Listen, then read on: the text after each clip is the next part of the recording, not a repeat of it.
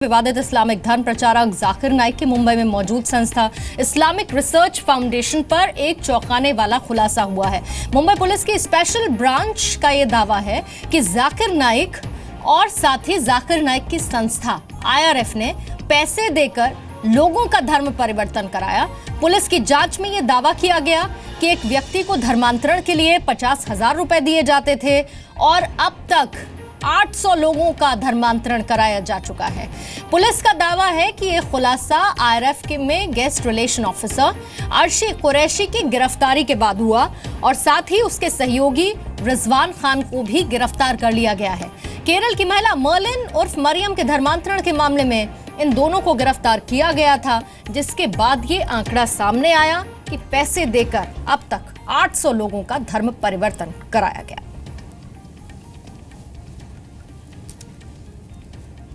और अब हम आपको बताते हैं कि मुंबई पुलिस की जांच में धर्म परिवर्तन को लेकर खुलासा क्या कुछ किया गया। जाकिर की संस्था IRF पर धर्मांतरण का आरोप है। आरोप यह है कि IRF 50,000 रुपए देकर धर्मांतरण कराता है। मुंबई पुलिस की स्पेशल ब्रांच की जांच में यह दावा किया गया है। जांच में कहा गया कि 800 लोगों का धर्मांतरण IRF करा चुका है और ये खुलासा IRF में guest relation officer Arshi Qureshi और उसके साथी रिजवान की गिरफ्तारी के बाद हुआ है। अर्शी और उसके साथी रिजवान खान पर धर्म परिवर्तन कराने में सीधे शामिल होने का आरोप है। मुंबई पुलिस के मुताबिक रिजवान धर्मांतरण के लिए तैयार लोगों को निकाह पढ़ाया करता था। मुंबई पुलिस की माने तो धर्मांतरण के लिए वाउचर में भुगतान किया जाता था और रिजवान प्रति व्यक्ति वाउचर बनाता था जो 50,000 रुपए जिसका जिक्र किया जा रहा है हर एक व्यक्ति के धर्मांतरण के लिए। मुंबई पुलिस के मुताबिक अर्शी वाउचर के हिसाब से IRF की तरफ से रिजवान को भुगतान कराता था। प्रति वाउचर कम से कम 50,000 का भुगतान होता था। केरल पुलिस अर्शी और रिजवान को ट्रांजिट रिमांड पर कोच्चि लेकर गई है।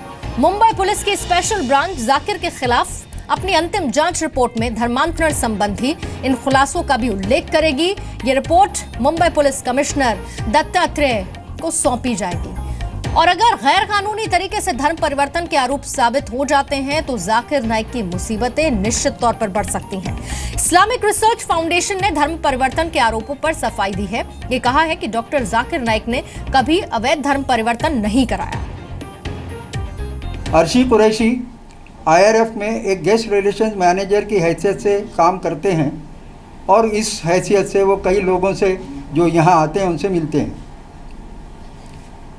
डॉक्टर जाकिर नाइक और IRF ने हमेशा AISIS एंटी इस्लामिक होने की वजह से उनको कंडेम किया है। ये सोचना भी बड़ा मुश्किल है कि एक स्टाफ जो IRF का है वो कभी किसी को AISIS ज्वाइन करने के लिए कह सकता है। IRF की हिस्ट्री में कभी हमने फोर्स कन्वर्शंस वगैरह का नहीं किया है। ये एक रिसर्च बॉडी है जिसमें इस्लाम और के बारे में पब्लिश लिटरेचर किया जाता है। जो लोग इस्लामिक लिटरेचर वगैरह या उसके मालूमात जानना चाहते हैं इस्लाम के बारे में, वो गाहे बगाहे IRF को कांटेक्ट करते रहते हैं। जहाँ तक फंडिंग का ताल्लुक़ है, गवर्नमेंट एजेंसीज़ हैं जो इसके ऊपर अपना ध्यान देती हैं और गाहे बगाहे देती रही हैं। उसमें मीडिया को उतनी फिक्र करने की ज़रूरत नहीं। गवर्नमेंट है जो अपना इंशाल्लाह अपना काम करेगी बराबर। और अब आपको IRF में बतौर गेस्ट रिलेशन ऑफिसर के पद पर काम करने वाले अर्शी कुरैशी पर आरोप क्या है ये हम बता देते हैं। केरल से लापता मर्लिन उर्फ मरियम के धर्मांतरण के मामले में अर्शी कुरैशी को महाराष्ट्र ATS और मुंबई पुलिस ने गिरफ्तार किया था। मरियम और उसके पति बॉस्टन उर्फ याहिया कई दिनों से लापता हैं। मरियम और बॉस्टन ISIS में शामिल होने का शक इन पर जताया गया। आरोप यह है कि अर्शी और बेस्टन ने मर्लिन को ISIS में शामिल होने के लिए उकसाया। अर्शी और IRF के खिलाफ ये भी आरोप मर्लिन यानी कि मरियम के भाई ने केरल के पलारी वोट्टम में FIR दर्ज कराई उस दौरान लगाए। अर्शी के साथ ही रिजवान खान को भी पुलिस ने गिरफ्तार कर लिया है। आपको दिखाते हैं मुंबई से जी मीडिया संवाददाता नित्यानंद शर्मा की रिपोर्ट। केरल से आईएस में शामिल होने के लिए भागे हुए लोगों के मामले में रिजवान नामक युवक को गिरफ्तार कर लिया गया है। हम आपको बता दें, रिजवान कल्याण के इसी बिल्डिंग में रहता था, क्योंकि जिस तरीके से देखा गया है कि महाराष्ट्र एटीएस और केरल पुलिस की संयुक्त कार्यवाही में इस शख्स को जो है वो गिरफ्तार किया गया है। अब तक इस मामले में 2 युवकों की गिरफ्तारी हो चुकी है।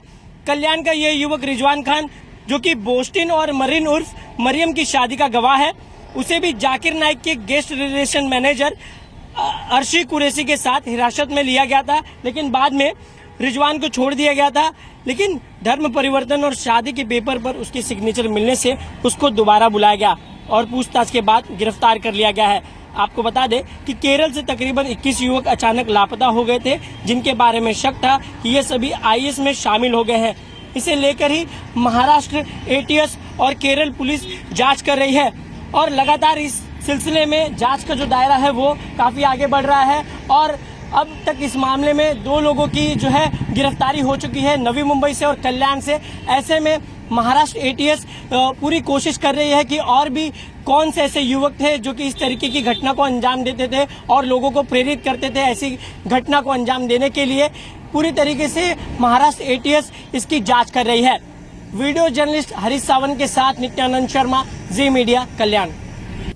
और सूत्रों से मिल रही ताजा जानकारी के मुताबिक डॉक्टर जाकिर नाइक के अलावा उसकी पत्नी फरहत नाइक भी सवालों के घेरे में है। सूत्र ये बताते हैं कि केरल से लापता हुई मर्लिन उर्फ मरियम के धर्मांतरण और उसे आईएसआईएस में शामिल कराने के लिए प्रेरित करने के आरोप में महाराष्ट्र एटीएस जल्द ही जाकिर की पत्नी फरहत से पूछताछ कर सकती है। आईआरएफ के मुताबिक जाकिर की पत्नी फरहत आईआरएफ की लेडीज विंग की हेड है और साथ ही आईआरएफ की लेडीज विंग में शनिवार को साप्ताहिक सेमिनार आयोजित होता है और इस सेमिनार में कुरान और इस्लाम के बारे में जानकारी दी जाती है।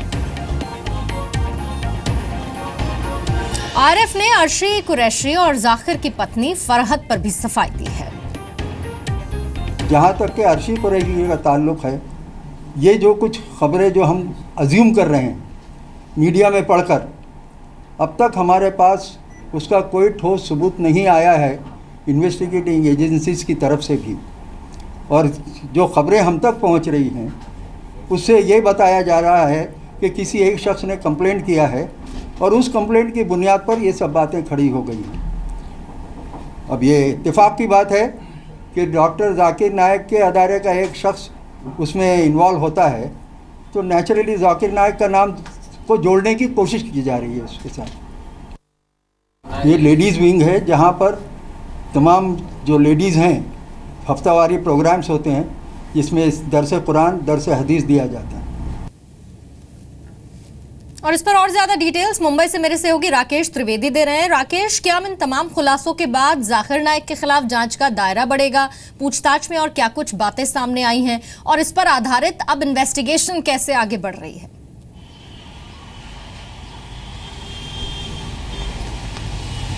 निश्चित तौर पर देखिए, जो जांच का दायरा है वो फैलते जा रहा है पूर्णिमा, और जो भी जानकारी मिल रही है इस खुलासे को लेकर के वो हमें हमारे सूत्रों से मिल रही है। जहां तक सवाल है रिजवान और अर्शी कुरैशी का, तो इन्होंने पुलिस की हिरासत में कई खुलासे एक से बढ़कर एक किए हुए हैं, जिसमें सबसे बड़ा खुलासा जो रिजवान ने किया है कि कैसे उन लोगों ने अब तक तकरीबन 800 लोगों को धर्मांतरण किया, उनका कन्वर्शन किया है।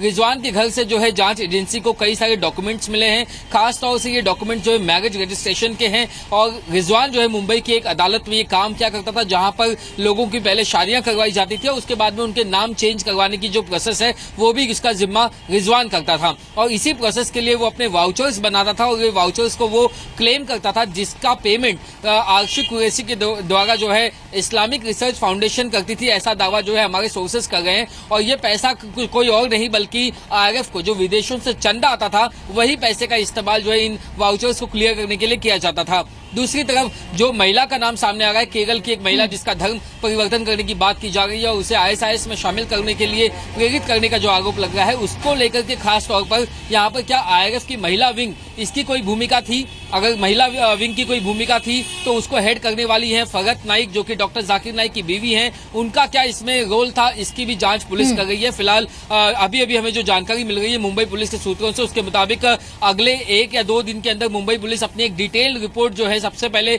मुंबई पुलिस कमिश्नर दत्ता पड़सालगीकर को सौंपेगी और उसके बाद में ये जो रिपोर्ट है ये महाराष्ट्र गृह मंत्रालय को सौंपी जाएगी और उसके बाद में आगे का जो कोर्स ऑफ एक्शन है वो तय किया जाएगा। लेकिन दूसरी तरफ डॉक्टर जाकिर नाइक ने साफ कर दिया है कि वो आने वाले कम से कम 1 साल तक के लिए मुंबई वापस नहीं लौटना चाहता। पूर्णिमा, बहुत बहुत शुक्रिया राकेश पूरी जानकारी देने के लिए। तो जो तय रकम है वो 50,000 बताई जा रही है, 50,000 प्रति व्यक्ति धर्म परिवर्तन के लिए और पेमेंट वाउचर के जरिए ये खुलासा हुआ है।